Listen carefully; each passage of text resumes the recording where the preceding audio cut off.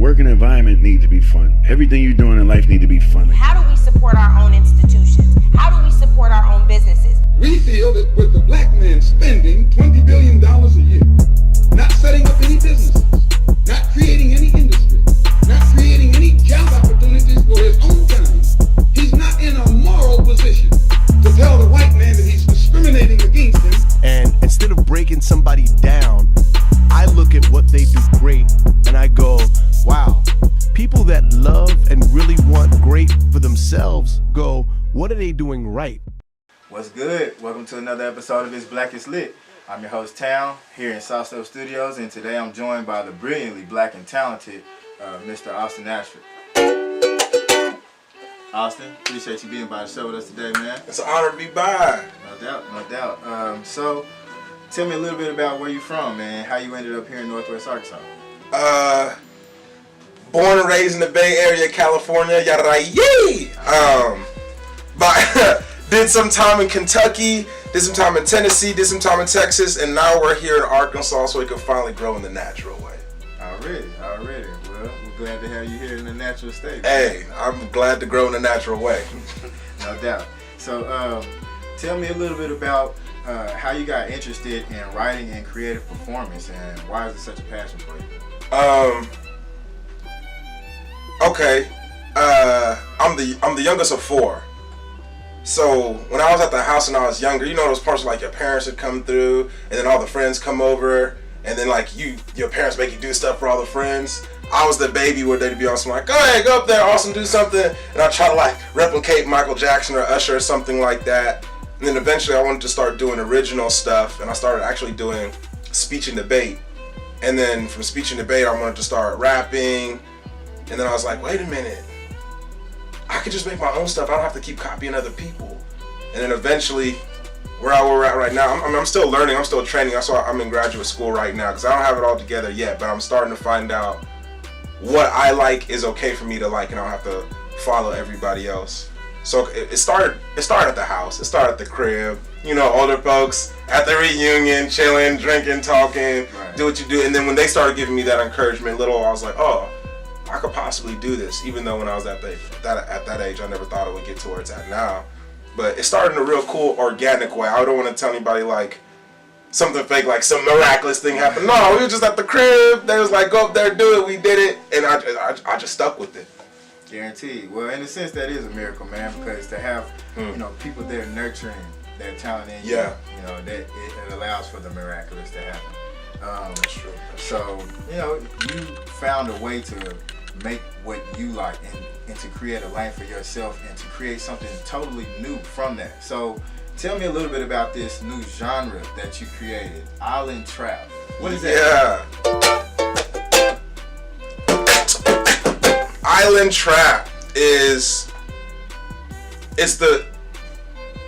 I love the oxymoron of it. It's a simple two words, but it's definitely complicated with a lot of layers. Because when you think of island, you think of peace. And I think of it a lot for black people because right now in America, we're not in a place of peace at all. And we all want serenity so bad. We all want to be able to be a place where we can go outside. We don't have to worry about the cops. We don't have to worry about like dying. We don't have to worry about just all of this energy on us. We all want to be in an island, but we're in America. America's not really an island. And we all, in a sense, feel trapped. But I like how the new essence of trap music is flipping the meaning of trap and how we can reclaim it. So I like the oxymoron of the two words put together and being able to find how even within my trap I can find my island. Man, that's so deep, bro. That's powerful. So tell me a little bit about your vision for Island Trap and what are some of the steps that you're taking to turn this vision into a reality?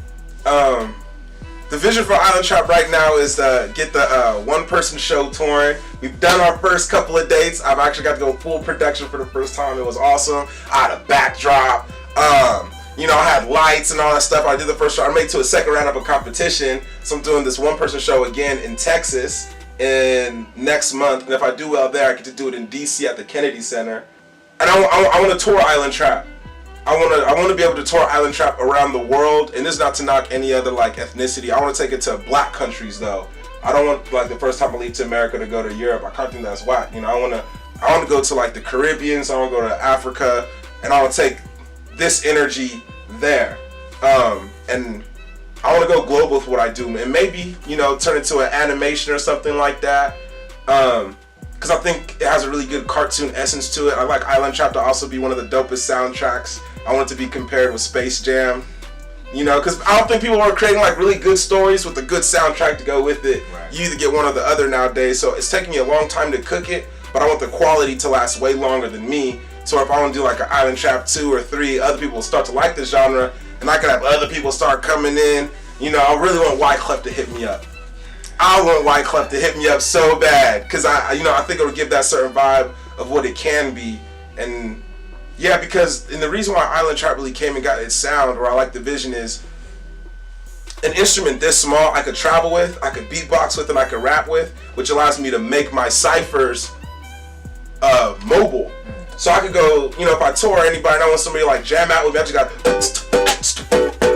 and it got the island and the trap with me no matter where I go, and I can share that with people. So I would hope that the vision that I have with this is that this essence or energy is shared in the next generation. Could be like, oh, if he could do that with this, somebody could do something what I did 10 times better than what I did. But they just gotta see somebody do it so they know they can take it further.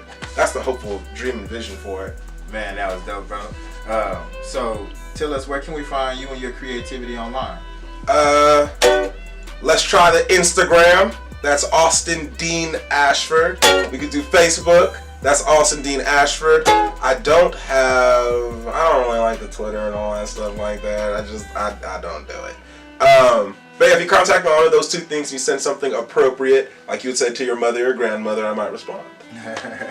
For sure. Well, we definitely want to talk more with you. There's so much that we're inspired by that you produce, and just your creativity. We want to talk more with you and highlight more about what you do. But we definitely appreciate you stopping by the show with us today. We're excited about everything that you're doing, and we're excited to see you be the visionary that creates change for people like you and me. So up next on this Black and Slit, we're going to have today's edition of Get Out Your Feelings and our word of the day. But before we leave, you mind hitting us up with some of that Island Trap? Oh, let's go!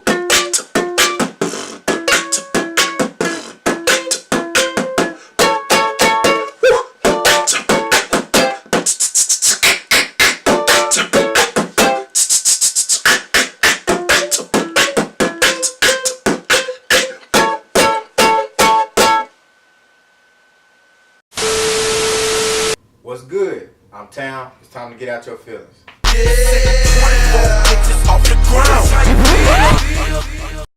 Whenever you're starting to develop your craft, whenever you're starting to move into the lane that you're trying to perfect, initially other people's opinions are going to be vital to shaping the basic knowledge and framework that you have on your craft. So, when you first start to play a sport, or when you first start to learn a new subject, the teachers that you have shape the knowledge that you have about whatever that subject is or whatever that craft is. But as you begin to master that craft, a lot of yourself begins to show through the work that you do.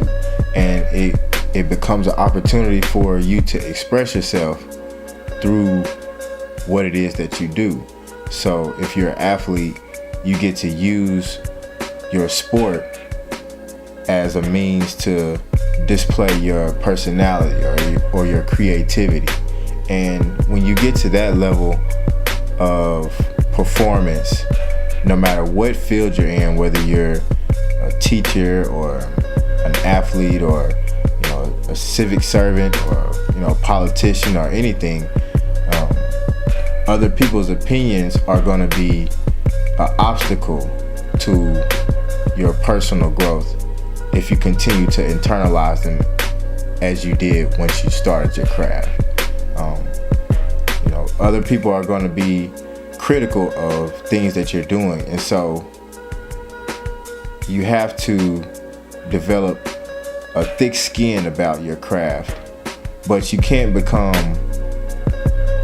egotistical either. You can't become so prideful in your mastery that you can't be criticized or you can't take constructive criticism, because everybody can be better at what they do. But finding that balance between accepting criticism and believing in yourself is the key to true genius and brilliance.